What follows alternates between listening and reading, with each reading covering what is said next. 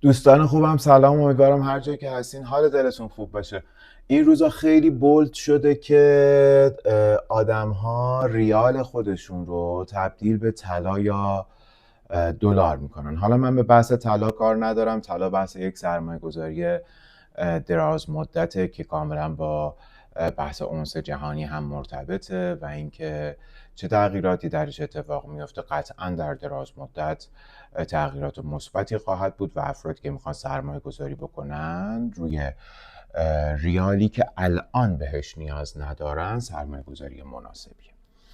اما بحث دلار، ببینین دوستان، ابتداً که نوسانگیری از دلار کار هر شخصی نیست. یعنی افراد مبتدی که حس میکنن میتونن به راحتی به واسطه بازی با دلار نوسانگیری بکنن و به میزان نقدینگی خودشون اضافه بکنن، به شدت در اشتباهن و طبیعتا اگر که عزیزی این کار رو انجام داده باشه و ضررش رو دیده باشه الان متوجه حرف من هست.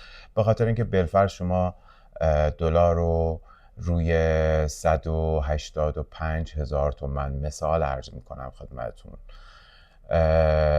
میخواین بفروشین، یه ذره رفته بالا، تا اون پول بخواد 2-3 روز بیاد به حساب بانکیتون دوباره باید دلار رو بخرین 187,000 تومان یا ممکنه 184,000 تومان. کاملا بستگی داره که به 4 تا خبری که آیا بیاد یا نیاد یا چی بشه یا چی نشه، چون اقتصاد ما فعلا اقتصادیه که بر مبنای اخبار، مسائل سیاسی و مسائل نظامی داره میچرخه. اما یک لحظه اگر درست تفکر بکنی متوجه میشی که الان شما بر مبنای بالفرض دلار 195,000 تومانی معاملات بازار خودت رو از لحاظ خرید و فروش ریالی انجام نمیدی.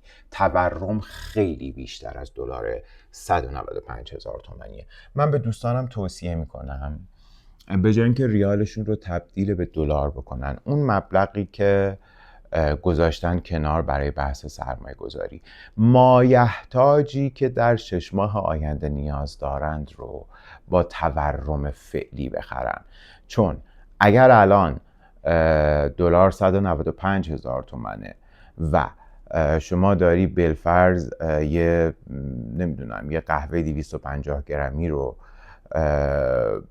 بسته بندیش رو 1,000,000 تومان میخری، این دلار بشه 200,000 تومان، شما باید 1,400,000 تومان بخری. با این توجه که با این نکته داره که ممکن اصلا دیگه خیلی از اجناس پیدا نشه. بنابراین من به دوستان توصیه میکنم که اگر مبلغی رو گذاشتن برای سرمایه گذاری کنار و ریال هستش، بیشتر تبدیل به مایحتاجی بکنن که چند ماه بعد چندین برابر جلوتر از قیمت دلار میبایستی بخرن. و دقت بکنین ببینین چه چیزهایی، داروهایی که الان توی بازار نایاب شده و اون افرادی که دارن دارو مصرف میکنن، چیزهایی که به پتروشیمی ما مرتبطه، مواد شوینده، نمیدونم عزیزانی که به هر حال کار خرید منزل انجام میدن اینا رو خیلی خوب میدونن.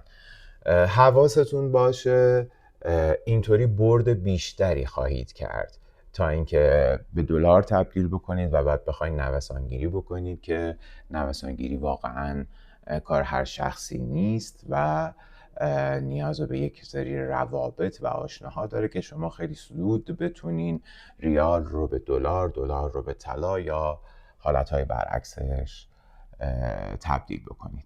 موفق و برقرار باشید.